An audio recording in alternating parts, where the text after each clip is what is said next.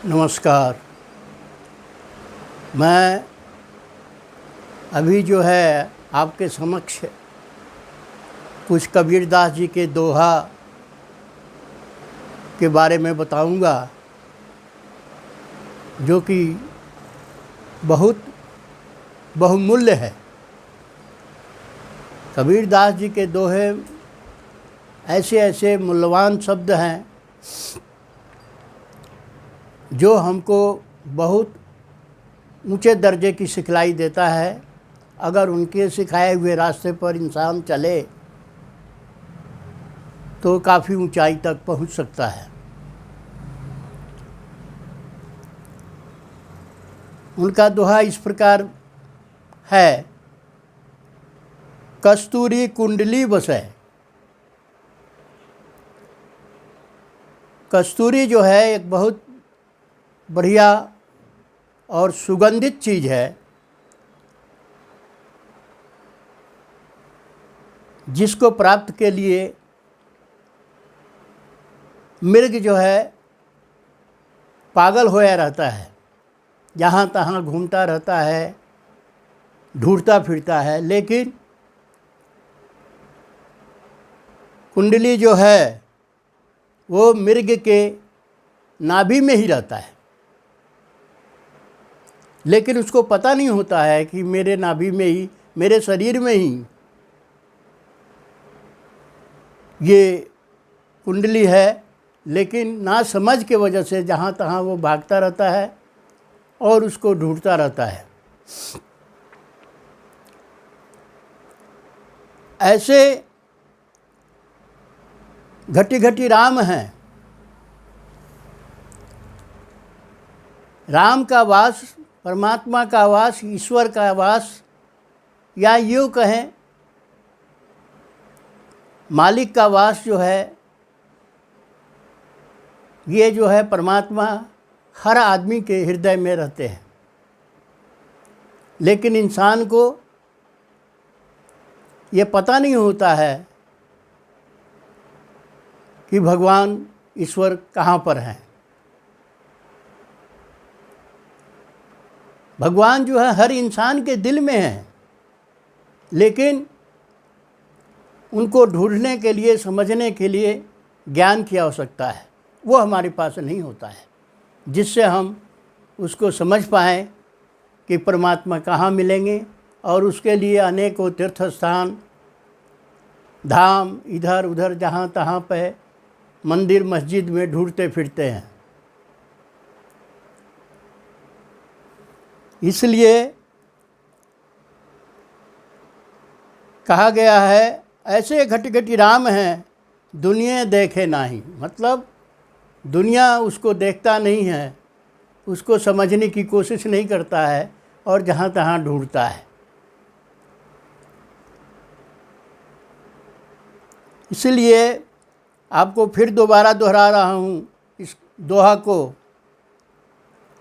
कस्तूरी कुंडली बसै मृग ढूंढे बन माही। ऐसे घटी घटी राम हैं दुनिया देखे नाही। जैसे कस्तूरी हिरन की नाभि में ही होता है, मैंने आपको पहले भी बताया, इसको फिर दोहरा रहा हूँ। लेकिन वो इसमें अनजान होकर सुगंध के कारण यहाँ वहाँ पूरे जगत में ढूंढता रहता है। ठीक इसी प्रकार ईश्वर भी मानव के हृदय में ही निवास करते हैं, परंतु मनुष्य इसे देख नहीं पाता, क्योंकि परमात्मा का आकार नहीं होता है। वह हवा में विलीन रहते हैं। तो वो इंसान ही ज़्यादा ज्ञानी होगा, समझ होगा, वही जो है उनको ढूंढ पाएगा। वो मंदिर मस्जिद तथा तीर्थों में भगवान को ढूंढता फिरता है, जबकि परमात्मा जो है उसके पास ही होते हैं। आगे का दोहा इस प्रकार और है आगे, रात गंवाई सोई के दिन गयाओ खाए। रात को जो है इंसान सोने में ही गंवा देता है और दिन भर खाने पीने में ही लगा रहता है। उसको जरा भी समझ नहीं होती है कि हम परमात्मा को भी थोड़ा याद कर लें, कुछ भाव भजन कर लें। इस बात का उसको ज्ञान नहीं होता है और इसी तरह समय व्यतीत कर देता है।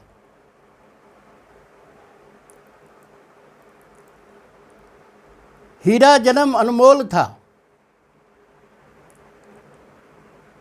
हीरा जन्म अनमोल था, कौड़ी बदले जाए। यह मानव शरीर जो है बहुत तप के बाद में इंसान को प्राप्त होता है। ऐसे वैसे नहीं शरीर, मानव शरीर मिल जाता है। काफ़ी तपस्या, कभी लोगों की सहायता, मदद में ही भगवान खुश होकर के मानव शरीर देते हैं। हमारे जब इंसान के काम से वो खुश हो जाते हैं कि वो अपना ज़िंदगी दुनिया के भलाई में ही लगा देता है, वही इंसान जो है मानव शरीर को प्राप्त करता है। रात सोने के चली गई और दिन बीत गया खाने में। यह मानव जन्म हीरे के समान अनमोल था, अनमोल है, जो ऐसे ही व्यर्थ चला गया। कुछ भलाई, सच्चाई, अच्छाई किए बिना, राम का नाम लिए बिना, उसके दिखाए मार्ग पर चले बिना कौड़ी बदले बेकार चला गया। अतः मानव हित और भगवान का सुमिरन इंसान को कभी भी भूलना नहीं चाहिए।